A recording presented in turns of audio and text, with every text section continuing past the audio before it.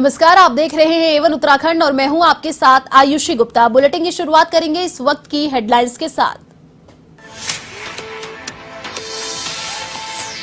PM Modi ने मन की बात के जरिए देश को किया संबोधित। 83वें एपिसोड में अमृत महोत्सव, वृंदावन धाम की भव्यता और पर्यावरण के मुद्दे पर की चर्चा।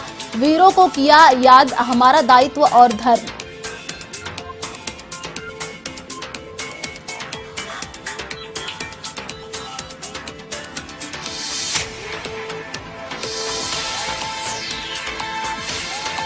पतंजलि विवि के दीक्षांत समारोह में शामिल हुए राष्ट्रपति रामनाथ कोविंद। स्वामी रामदेव ने बदली योग की परिभाषा। रामदेव के प्रयासों से योग बना जन आंदोलन, तो आयुर्वेद पहुंचा फिर घर घर।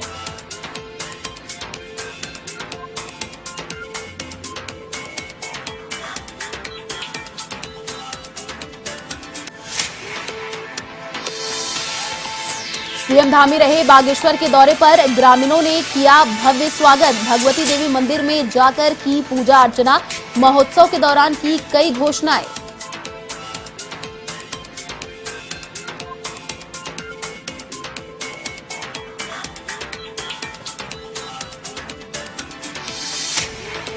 पूर्व सीएम हरीश रावत ने फिर साधा धामी सरकार पर निशाना। महंगाई को लेकर मोदी सरकार पर हल्ला बोल।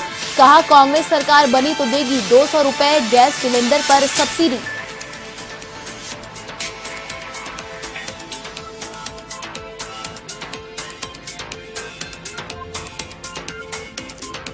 बीजेपी महिला मोर्चा ने बोला, कांग्रेस पर हल्ला। कांग्रेस पर लगाया महिलाओं को छलने का आरोप। मोर्चे की राष्ट्रीय महामंत्री ने गिनाई मोदी और धामी सरकार की उपलब्धियां।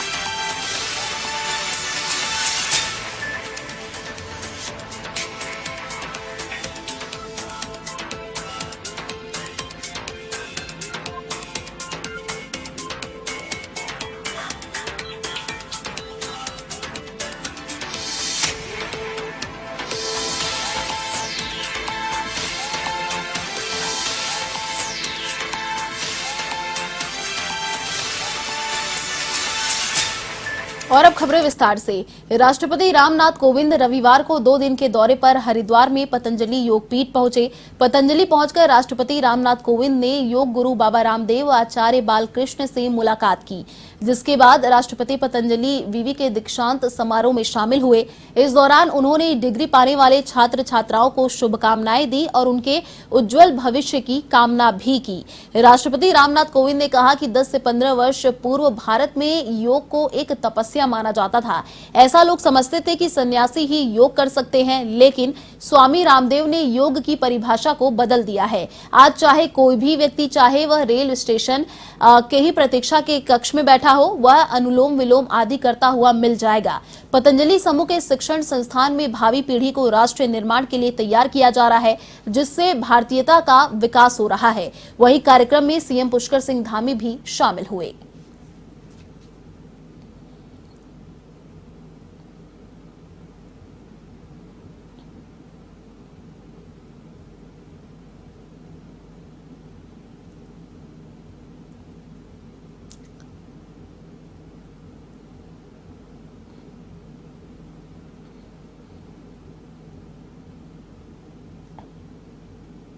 जब मैं उनके साथ बैठा हुआ था तो उन्होंने अपनी बात कही कि वो भी उसका अभ्यास करते हैं, योग का।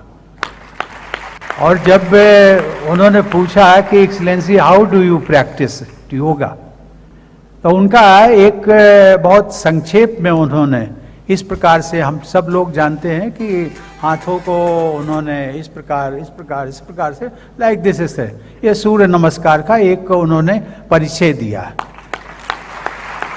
तो मुझे ये कहना पड़ा कि yes excellency, in India we call it yoga.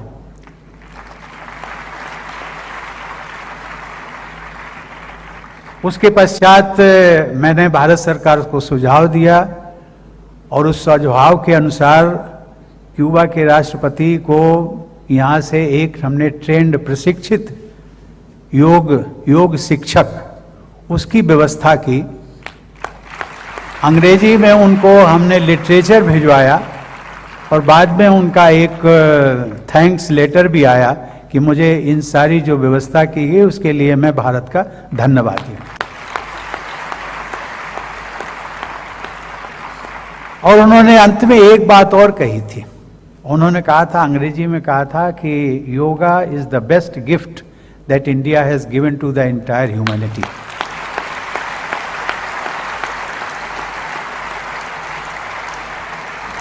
इसके अतिरिक्त मैं एक जानकारी और भी साझा करना चाहता हूं। मुझे बताया गया है कि अरब योग फाउंडेशन की संस्थापक सुश्री नौफ मारवाई को हाल ही में सऊदी अरब सरकार ने योग के प्रचार प्रसार की विशेष जिम्मेदारी दी है। सुश्री मारवाई को 2018 में योग के क्षेत्र में उनके विशेष योगदान के लिए राष्ट्रपति भवन में मुझे पद्मश्री से सम्मानित करने का अवसर प्राप्त हुआ था। मैं मानता हूं कि योग सबके लिए है और योग सबका है। पतंजलि विश्वविद्यालय द्वारा जो प्रयास किए जा रहे हैं उनसे भारतीय ज्ञान विज्ञान, विशेषकर आयुर्वेद तथा योग को आधुनिक परिप्रेक्ष्य में विश्व पटल पर गौरवशाली स्थान प्राप्त करने में सहायता मिलेगी। एक अध्ययन के अनुसार 18वीं शताब्दी तक विश्व की अर्थव्यवस्था में भारत का योगदान 1/4 से अधिक था। कि 2025 में जब हम राज्य स्थापना के 25 वर्ष का जश्न मना रहे होंगे, तब हम उत्तराखंड को हर क्षेत्र में देश का नंबर 1 राज्य बना लेंगे। नंबर 1 उत्तराखंड का निर्माण हमारा कोई नारा मात्र नहीं है, बल्कि हमारा लक्ष्य है। हम इसे पूर्ण विश्वास है, राज्य की जनता के आशीर्वाद से, हमारे ऋषियों के आशीर्वाद से, साधु संतों के आशीर्वाद से हम इस लक्ष्य को समय सीमा ही प्राप्त कर लेंगे। आदरणीय प्रधानमंत्री जी ने भी कहा है कि मैं भी उनके इस कथन को दोहरा रहा हूं कि आने वाला जो दशक है, जो 20 से 30 का दशक, 21वीं सदी का है तीसरा दशक, ये उत्तराखंड का दशक होगा। और इस दशक में आप सभी के सहयोग से हम नई बुलंदियों को छूने का काम करेंगे।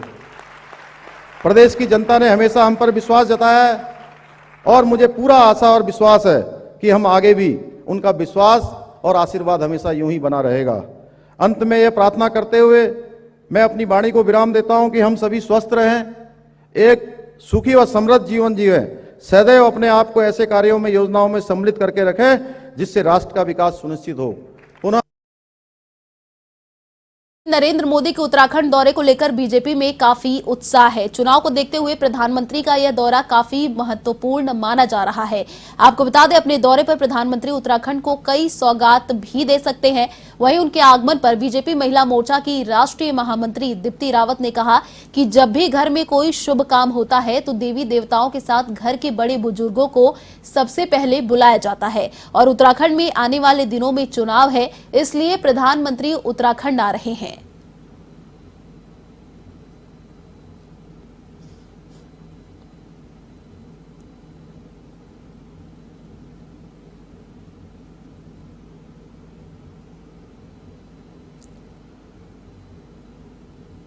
आप ये देखिए कि जब भी हम कोई पूजा पाठ करते हैं और तो हम सबसे पहले निमंत्रण किसको देते हैं? अगर देवी देवताओं को तो देते ही हैं निमंत्रण, नहीं, दूसरा सबसे पहले अपने बड़े, अपने परिजन, अपने माँ बाप को इसमें हम इनवाइट करते हैं। तो भाई वो हमारे बड़े हैं, हमारे पार्टी के लीडर हैं।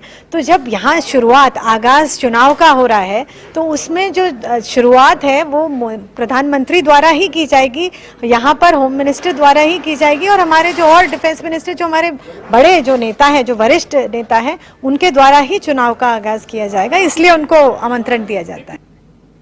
बागेश्वर में सीएम पुष्कर सिंह धामी ने दानपुर महोत्सव का उद्घाटन किया।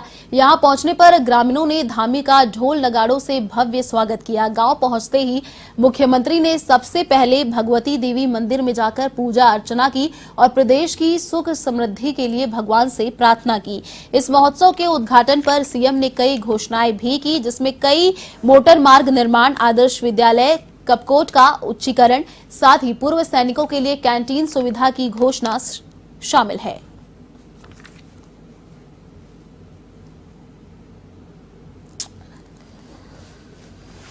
शासनादेश निकलते हैं और जो हमने घोषणाएं करी हैं, दानपुर हमारा बहुत पिछड़ा क्षेत्र है और यहाँ दानपुर की अपनी संस्कृति है। यहाँ के लोग बहुत ही ईमानदार हैं, बहुत सरल हैं, सीधे हैं और लगातार अपनी संस्कृति को आगे बढ़ाने के लिए काम कर रहे हैं, अपने क्षेत्रों को आगे बढ़ाने के लिए काम कर रहे हैं। आगामी 30 नवंबर को प्रदेश के मुख्यमंत्री पुष्कर सिंह धामी जसपुर आएंगे, जिसके लिए इस कार्यक्रम को पूरी तरह सफल बनाने के लिए स्थानीय भाजपाइयों ने कमर कस ली है। पार्टी जिलाध्यक्ष शिव अरोरा ने जसपुर मंडी समिति परिसर में पहुंचकर तैयारियों का जायजा लिया और सभी पदाधिकारियों को जिम्मेदारियां दी। वहीं मंडी परिसर में होने वाले कार्यक्रम की तैयारियां धरातल पर उतरने लगी है। शिव अरोरा ने कार्यकर्ताओं को 20-20 बूथों से लोगों को लाने की जिम्मेदारी दी। कार्यक्रम को लेकर कार्यकर्ताओं और विधानसभा क्षेत्र वासियों में उत्साह है।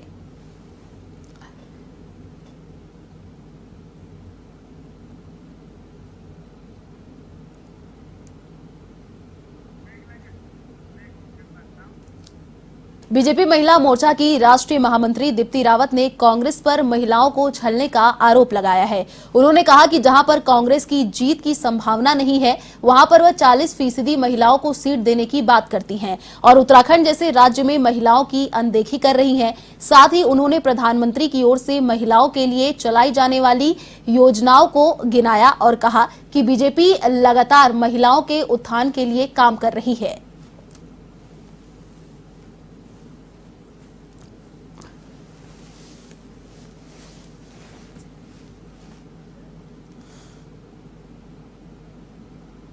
छपा कि 70 की 70 जो हमारी विधानसभा की टिकट है, हम महिलाओं को क्यों नहीं दे सकते, हम महिलाओं को देंगे। और अभी हाल ही में उनके प्रदेश अध्यक्ष जी का ये बयान आता है कि न युवा न महिला, हम देंगे टिकट केवल जिताऊ कैंडिडेट को। तो आप देखिए कि किस प्रकार से एक दोहरे चरित्र पे ये कांग्रेस पार्टी काम करती है। उनके नेता लगातार, चाहे वो महिलाओं पे तंज कसना हो, चाहे बहुत बड़े बड़े, आपने देखा होगा असम में हमने देखा कि किस प्रकार से उनके जो बहुत एक वरिष्ठ नेता है कांग्रेस के, वो एक बलात्कार की घटना में शामिल थे। किस प्रकार से बीजेपी की दीप्ति रावत के महिलाओं को नजरअंदाज करने के बयान पर कांग्रेस ने पलटवार किया है। कांग्रेस प्रवक्ता प्रतिमा सिंह ने कहा कि जिनके कई नेताओं पर महिला उत्पीड़न का आरोप लगा है, जिसमें विधायक और संगठन के नेता भी शामिल रहे हैं। वहीं कांग्रेस ने देश में पहली महिला प्रधानमंत्री और राष्ट्रपति देने का काम किया है। उन्होंने बीजेपी पर आरोप लगाया कि बीजेपी महिला आरक्षण के बिल को क्यों नहीं पास कर रही है। उन्होंने कहा कि बीजेपी केवल नारों से ही महिलाओं का विकास कर रही है।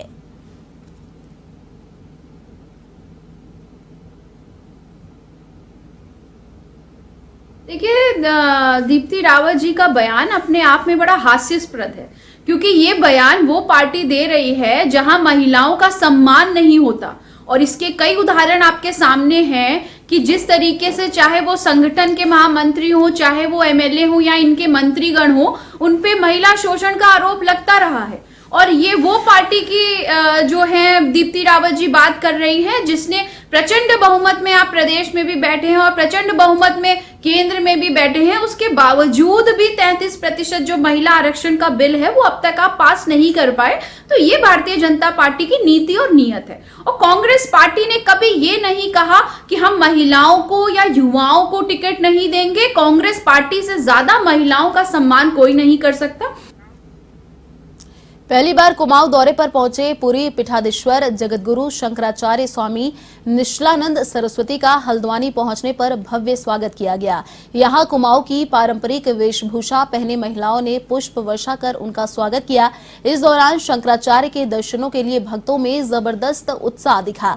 वहीं शंकराचार्य ने जनसंवाद के तहत भक्तजनों के सवालों के जवाब दिए और उनकी शंकाओं को भी दूर किया। वहीं वरिष्ठ भाजपा नेता मनोज पाठक के आवास पर शंकराचार्य पहुंचे। यहां मनोज पाठक ने कहा कि उनके उत्तराखंड आगमन मात्र से ही सब धन्य हो गए हैं और उनके मार्गदर्शन में धर्म का प्रचार प्रसार भी हो रहा है।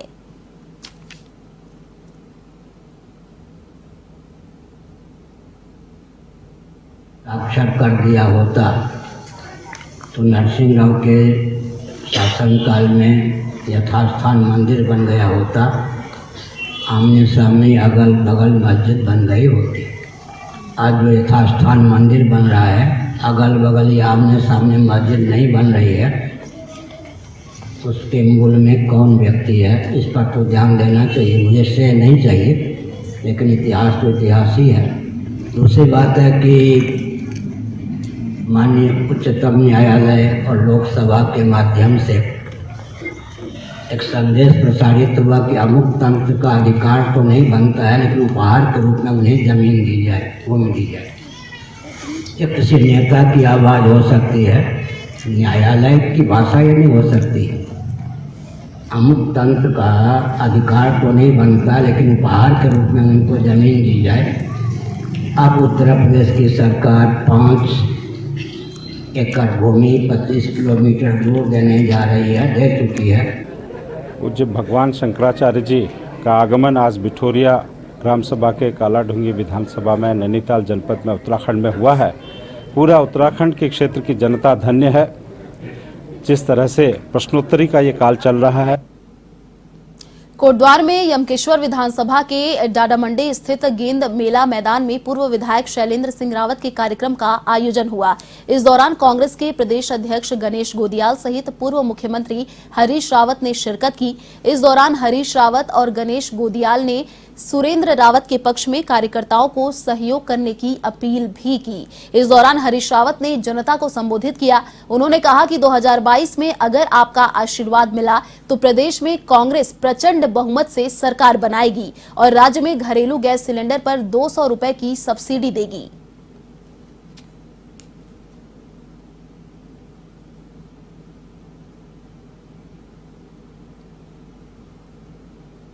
लोग परिवर्तन के लिए उमड़ रहे हैं और उत्तराखंड में 2022 में परिवर्तन अवश्य संभावी है।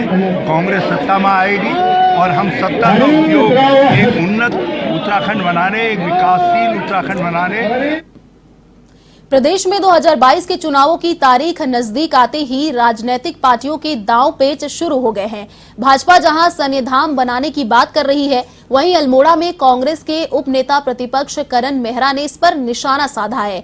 उन्होंने कहा कि कांग्रेस आजादी के बाद से लगातार सैनिकों का सम्मान करती आई है। उन्होंने भाजपा जिस सन्निधान की बात कर रही है वो मात्र एक राजनीतिक षड्यंत्र है।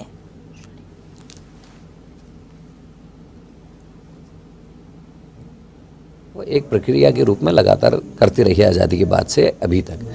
हाँ, भारतीय जनता पार्टी की जो सरकार है चुनावों को देखते हुए जिस तरीके के कदम उठा रही, मैं तो जो अभी सैनिक सम्मान है उसमें एक प्रश्न आपके माध्यम से रखना चाहता हूँ कि लेफ्टिनेंट जनरल हनूत, जिनको हनूत साहब के नाम से लोग पुकारते हैं, हर सैनिक उनको बड़ी इज्जत से देखता है। पाकिस्तान के वॉर में जिस तरीके से टैंक रेजिमेंट को पाकिस्तान के अंदर ले जाके पाकिस्तान को युद्ध हराने का काम जनरल हनूत ने किया था, उनका सैन्य धाम जो उनका अपना धाम था, जिन्होंने अपना राजस्थान के रजवाड़े परिवार को छोड़ के।